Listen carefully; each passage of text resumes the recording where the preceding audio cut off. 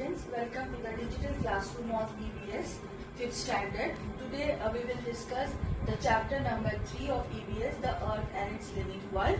With the help of different slides, let's begin this chapter, the earth and its living world. So look at this slide. In this slide you can find the animals, the living world and the earth. So in this chapter we discuss about some subtopics like the spheres of the earth.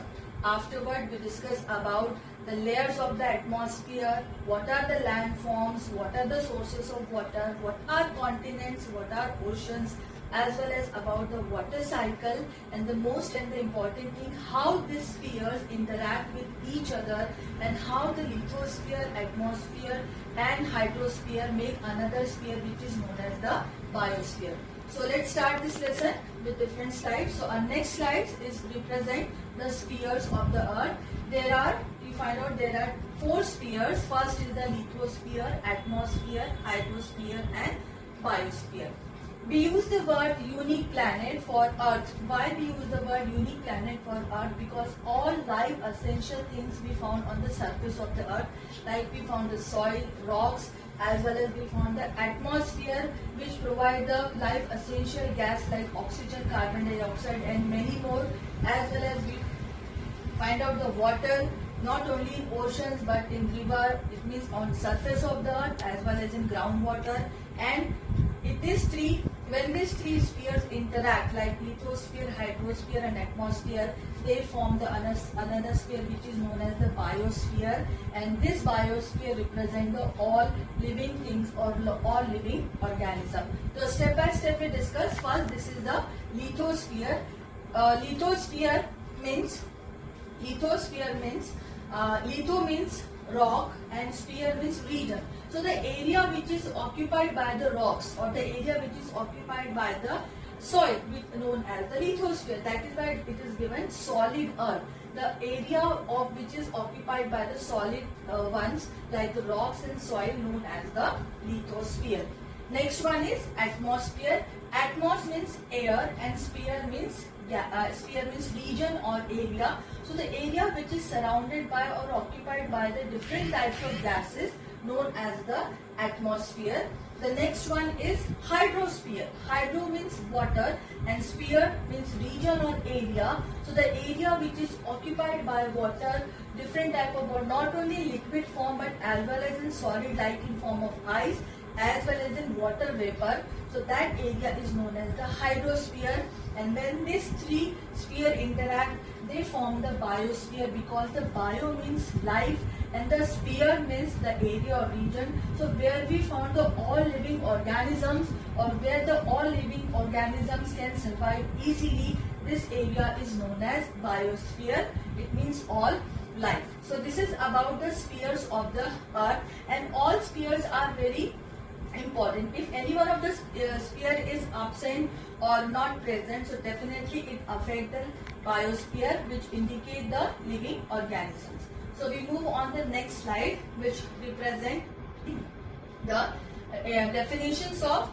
So lithosphere, the earth crust and a small hard portion of the layer under it is called the lithosphere. Hydrosphere, surface water, ice on the land, groundwater and the water vapor. As we previously discussed that in hydrosphere not only water found in liquid as well as in found on ice like a solid form and in gaseous form like the water vapor in the air together form the hydrosphere.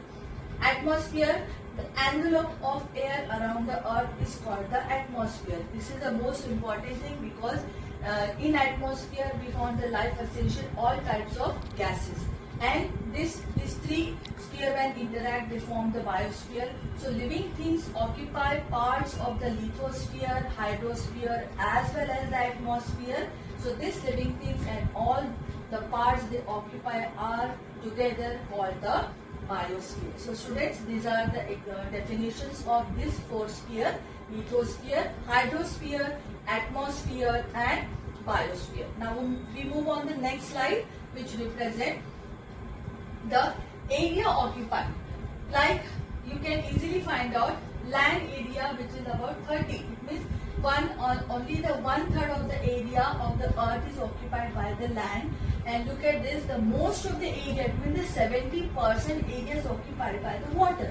It means what? On the surface of the earth, water occupied more area. That is why earth is known as blue planet, because of the color blue, because most of the area is occupied by the water.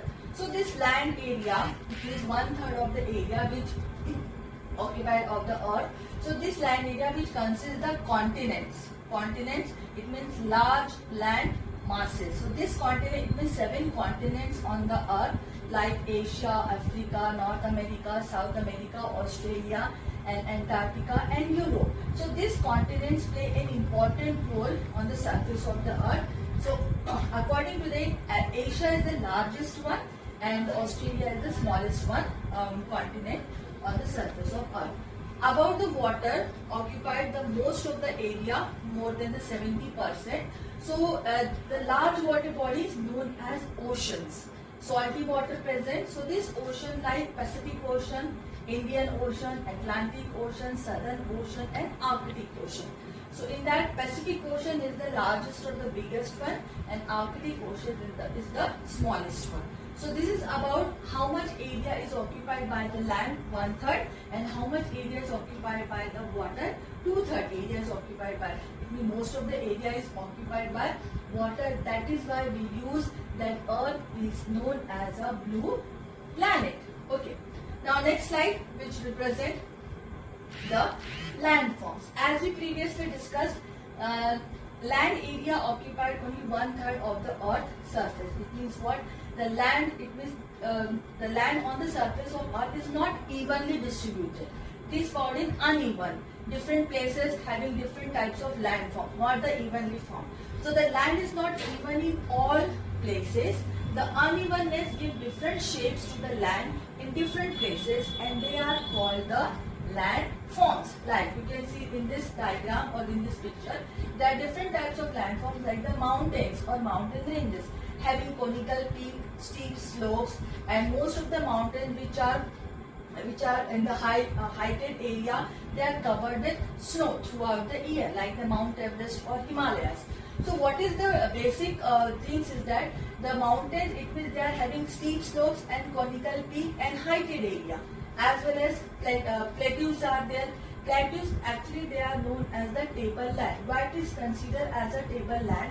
Because they are heighted. Look at this area, this is the plateau.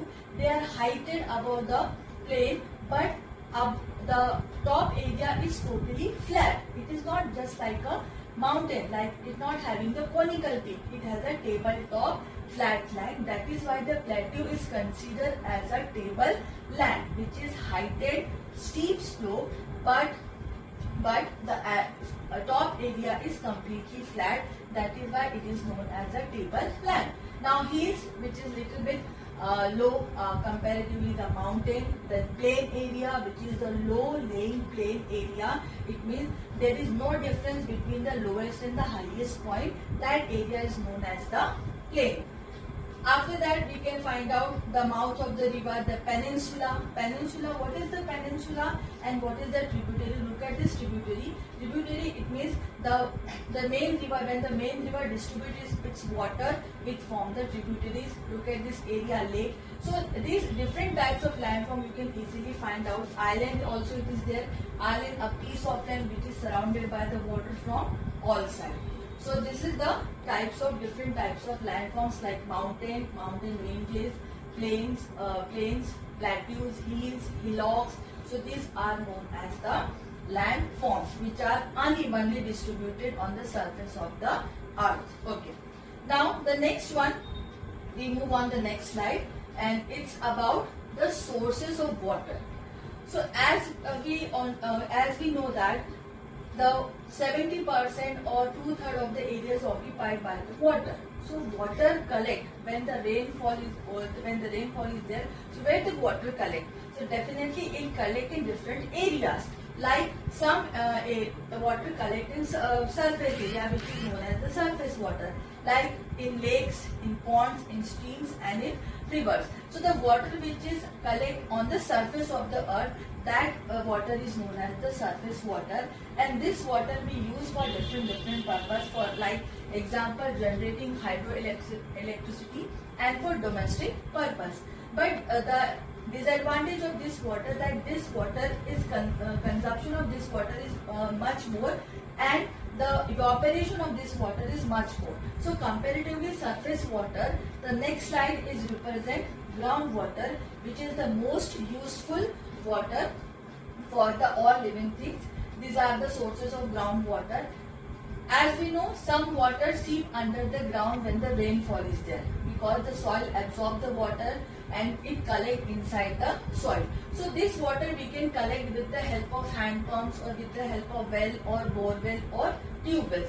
Actually, what is the advantage of this groundwater? The advantage of this groundwater is that it never evaporates. It means what? It remains as it is if we use properly this groundwater, so we can save much more water for a future purpose or in our future. So it is our duty to store the groundwater as much as for the future purpose, because it's never evaporate. It can use afterwards also. So these are the examples of groundwater and surface water. Now the next slide, which is represent the world map. As we previously discussed, there are 7 continents. Okay, so the 7 continents, like first one is the Asia, Europe, North America, South America, Australia, Africa and Antarctica. These are the 7 continents. Asia is the largest one and Australia is the smallest one. These continents, actually these are separated by the water bodies. So what is the definition of continent? The large land masses which are separated by the large water bodies are known as the continents. So you can easily find out these land masses are separated by the water bodies which are known as oceans. So these continents are separated by the different of oceans. So the definition is the large land masses which are separated by the large water bodies are known as continents, or a continuous stretches of land is known as the continents. So there are 7 continents: Asia, Europe, Africa, North America, South America, Australia and Antarctica. Look at this area. This area, it is known as the Isthmus of Panama. So what is the isthmus?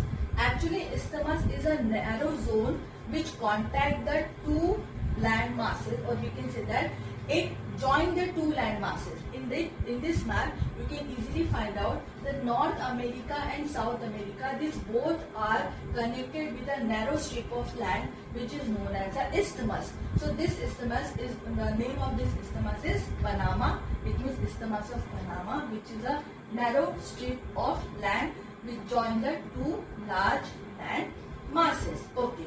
Now look at this Ural Mountains. This Ural Mountain having an important feature. This Ural Mountain separate the Europe and Asia. So with the help of this Ural Mountain, we can easily find out on the world map, this mountain is separate the Europe and continent Asia.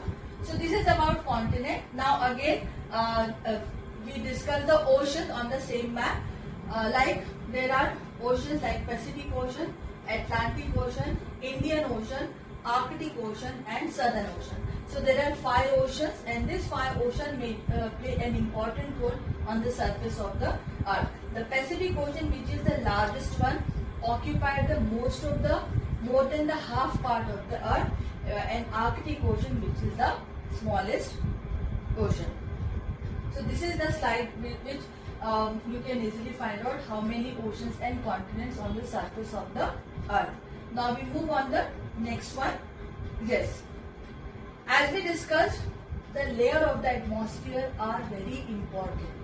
What are the importance of this layer? So look at this. There are how many layers? 1, 2, 3, 4 and 5 layers are there. So we start first with troposphere. These layers are known as the layers of the atmosphere. What is the definition we discussed previously? The envelope of air around the Earth's surface is atmosphere. It means envelope means what? the protector, or it means the atmosphere protect the earth's surface. That is why we use the word envelope of the air around the earth's surface is known as atmosphere. So these layers are above the earth's surface and definitely it protect. So first we discuss the troposphere. This is the closest layer of the earth's surface known as the troposphere, which may be on the surface area is above 0 to 13 kilometer troposphere. Whatever the weather phenomena, now look, please listen carefully. The weather phenomena like cloud formation, evaporation, condensation, fog formation, rainfall, dust particles, this all type of weather phenomena only found in the troposphere, or we can say that this weather phenomena are found in large amount in the area of troposphere, which is the closest layer of the earth's surface. Phenomena like cloud formation, evaporation, condensation, precipitation, it means rainfall, fog, be found in area only in troposphere. After troposphere, this layer, which is known as the stratosphere. So what is the importance of this stratosphere, which is just above the stratosphere? So this layer having one more important layer, which is known as ozone layer. Okay, so ozone layer contains ozone gas. All I know about you that what is the importance of ozone layer or ozone gas?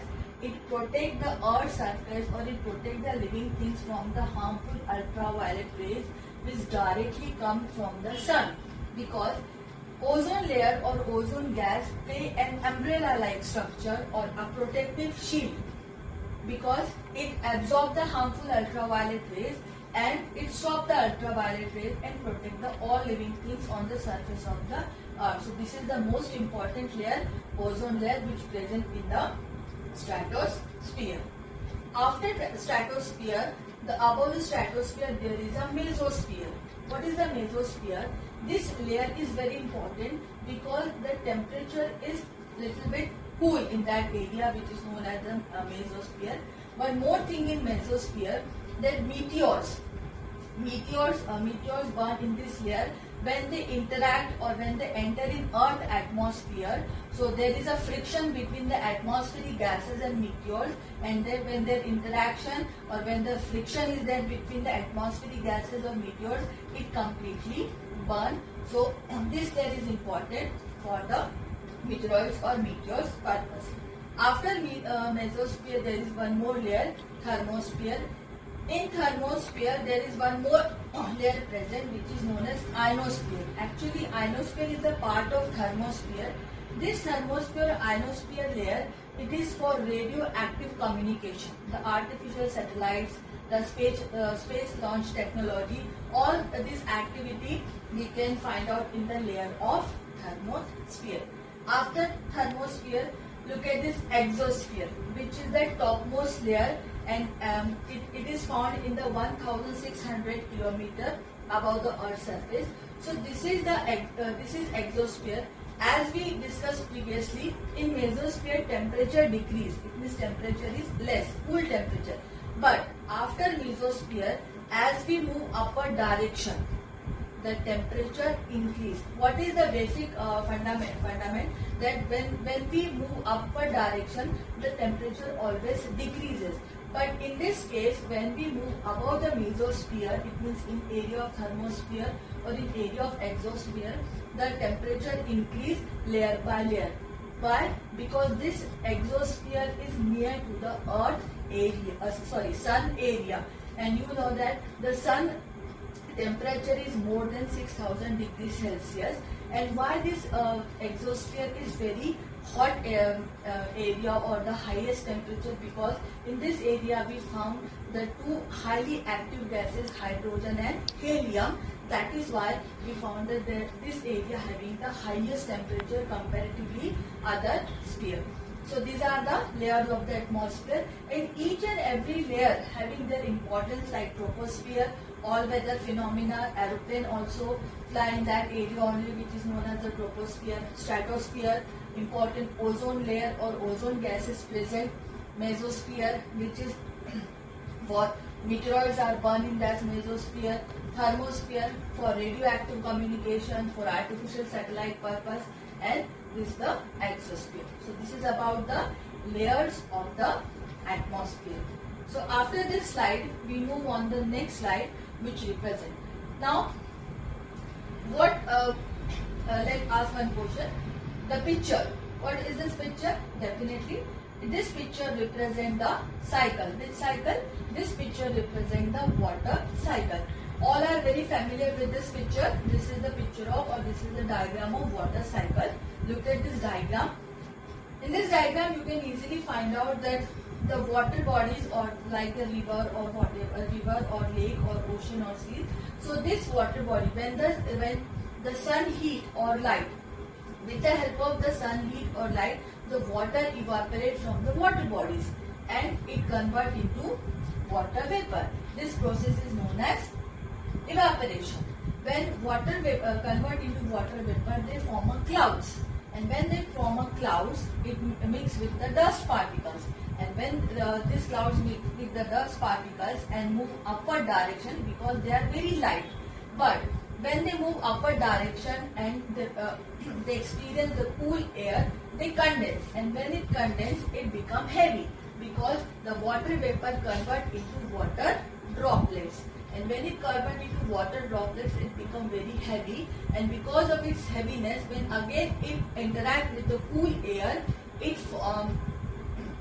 make a blast and it precipitate in form of precipitation, and it provide the water as a rainfall. And again this water comes in that same area, like water bodies like river, lakes, ponds, seas and ocean, and this cycle is continuously going on. That is why this is known as the water cycle. But some of the water is absorbed by the soil. That is why we use the word groundwater, because some water is seen under the ground, absorbed by the soil and stored in the underground area, which is known as the groundwater. So this evaporation, condensation, precipitation, and this cycle is continuously going on. So what is the definition of water cycle? The process of evaporation, condensation and precipitation, which is continuously moving or moving around, or continuously is going on. This type of cycle is known as the water cycle. So this is the diagram of water cycle, and this is just because of the due to the sun heat and light. Because of the sun heat and light, water evaporate and what convert into water vapor, then it cool down, and this water, when it condense and mix with dust particles, it form a clouds, and when it more condense, it form a water droplets, and when it more cool, it gives the rain as a form of precipitation, and again it collect in water body. So this is a cycle which is known as a water cycle. Now the next slide, which represent the sphere, which is the topic of this, the important topic of the lesson, the spheres of the earth. Actually, this is the summary of this lesson. How the spheres are interact and how it form the biosphere. Look at this diagram. This is the solar energy. It means all the spheres, they are connect with the solar energy. Either it's hydrosphere, atmosphere or lithosphere. So when these all spheres interact, like hydrosphere with the help of water, atmosphere, different types of life essential gases, and lithosphere, the soil, rocks and dust. So when these three spheres interact, they form a biosphere. Because if any one of the sphere is absent, so you can easily find out life is not possible on the earth's surface, because water is important as much as like the air or the different types of gases. Same, the rocks or the soil is important because for the animals, not only the animals as well as for important for plants. So it means what? When these three spheres interact, hydrosphere, atmosphere and lithosphere, so they form a biosphere. So what is the definition of biosphere? The area where the all living things can survive easily. This sphere is known as biosphere, or the area where the all living things can found easily. This area is known as biosphere. and whenever the sphere interact, definitely the heat or the energy release, and when this heat or energy release, it provides a type of energy, and this type of energy again utilized by the different types of animals, not only by humans but as well as the other animals like in forest, microorganisms and much more. So this is about the lesson, the earth and its living world, is based on the all these 4 spheres. I hope you will understand. Thank you.